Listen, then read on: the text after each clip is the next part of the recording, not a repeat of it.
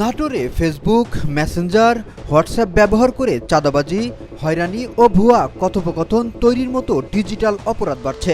ভুক্তভোগীরা আইনের আশ্রয় না নেয়ায় এসব অপরাধী প্রায়ই অধরা থেকে যায়। এক গণমাধ্যম কর্মীর নামে ভুয়া মেসেঞ্জার কথোপকথন তৈরি করে চাঁদা দাবি করা হয়। সেই ভুয়া বার্তার কপি, অভিযোগপত্র সহ কুরিয়ারের মাধ্যমে বিভিন্ন দপ্তরে পাঠায় এক ব্যক্তি। 30 মিনিটের এই পাঠানোর প্রক্রিয়া ধরা পড়ে কুরিয়ার শাখার সিসিটিভিতে। মামলা হলে তদন্তে বেরিয়ে আসে বাগাতিপাড়া মহিলা ডিগ্রি কলেজের ল্যাব সহকারী আব্দুল্লাহ আল অনিক এ ঘটনার মূল হোতা। নারীরাও হচ্ছে ডিজিটাল হয়রানির শিকার।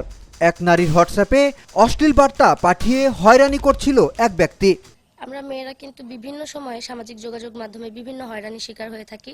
যেমন হঠাৎ করে যে কোনো অশ্লীল গ্রুপে অ্যাড করে ফেলা, তারপর বিভিন্ন খারাপ বার্তা পাঠানো, ছবি, অশ্লীল ভিডিও এগুলো পাঠানোর মাধ্যমে বিভিন্নভাবে মেয়েরা হয়রানি শিকার হয়ে থাকে, কিন্তু তারা এগুলো বলতে পারে না।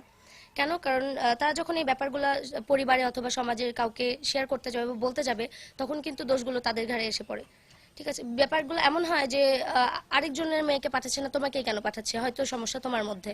তো এই অনেক রকম জড়তার কারণে না মেয়েরা এটা থেকে বের হয়ে আসতে পারে না। এটা প্রতিকার থাকা সত্ত্বেও আমরা এটা নিতে পারি না। বাবা মা বলবে যে সোশ্যাল মিডিয়া কেন তুমি ইউজ করছো, করবে না, কিন্তু এই যুগে তো সোশ্যাল মিডিয়া একদমই অফও রাখা যায় না। তো তারা এসে বান্ধবীদেরই বলে যে আমার সাথে তো এরকম প্রবলেমটা হয়েছে, আমি এখন বুঝতে পারছি না, আমার নামে ফেক অ্যাকাউন্ট কিংবা আমাকে এই মেসেজটা দেওয়া হয়েছে। তখন আমরা বান্ধবীরা সলিউশন করতে পারি না, না পারি বাবা মাকে বলতে। আইন শৃঙ্খলা বাহিনী হস্তক্ষেপ করলে উত্থানকারীর পরিচয় প্রকাশ পায়, অপরাধী পরে ক্ষমা চান।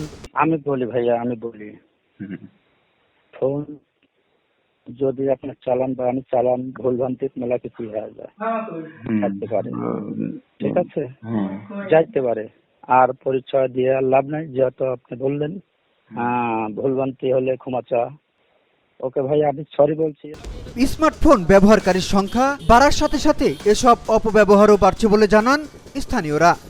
সাইবার অপরাধের যে বিষয়টা নতুনভাবে আমরা দেখছি, এই অপরাধের মাধ্যমে নানান রকম ভুয়া কথোপকথন সৃষ্টি করে ফেব্রিকেটেড কনভারসেশন দিয়ে মানুষকে হয়রান করা হচ্ছে, নানান জায়গায় অভিযোগপত্র দেওয়া হচ্ছে।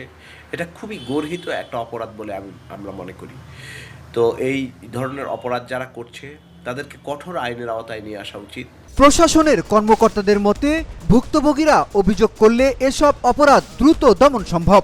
সাইবার সুরক্ষা অধ্যাদেশ 2025-এর অনুযায়ী এই প্রতারণার শিকার যারা হচ্ছে তাদেরকে সুরক্ষা দেওয়ার একটা বিধান তৈরি হয়েছে এবং এই ব্যাপারে আমরা বিভিন্ন সময়ে বিভিন্ন সেমিনার করছি। স্কুলগুলোতে যেয়ে আমরা যে অভিভাবক সমাবেশ হচ্ছে বা স্কুলের বাচ্চাদের শিক্ষার্থীদের নিয়ে যে সমাবেশগুলো হচ্ছে সেখানে আমরা এই বিষয়ে সচেতন করছি। আমাদের উপজেলা নির্বাহী অফিসাররাও এটি তাদের প্রাত্যহিক কাজকর্মের মধ্যে ইনক্লুড করেছে। তারা যখনই সুযোগ পাচ্ছে এই সাইবার অপরাধের বিষয়ে সচেতন করছে জনগণকে, শিক্ষার্থীদের সচেতন করছে, পাশাপাশি যারা অসহায় তারা যারা এইসব খপ্পরে পড়েছে তাদেরকেও প্রতিকার দেওয়ার ব্যবস্থা নিয়েছে।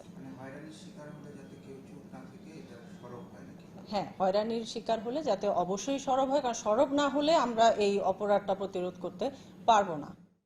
প্রতারণার শিকারের ফলে যারা প্রতারণা করছে, অর্থাৎ প্রতারণার শিকার হচ্ছে যারা, তাদের বাদীগুলো আমরা পাই না। আমরা নিজেরাই সুমোটা মামলা করি প্রতারকদের ধরতে, যার ফলে খুব দ্রুত তাদের জামিন হয়ে যায় এবং অনেক সময় পানিশমেন্ট হয় না। কারণ প্রতারণার শিকার তো পুলিশ হচ্ছে না, প্রতারণার শিকার হচ্ছেন আপনি শিক্ষক, আপনি চেয়ারম্যান, আপনি মেম্বার, আপনি সাধারণ জনগণ, যার ফলে আপনারা কিন্তু এইভাবে কমপ্লেন আমরা দূর দূরান্ত থেকে কমপ্লেনগুলো পাই না। অনলাইন নিরাপত্তা নিশ্চিত করতে 2025 সালে সাইবার সুরক্ষা অধ্যাদেশ জারি করা হয়েছে। বিপ্লব সরকার, এশিয়ান টেলিভিশন।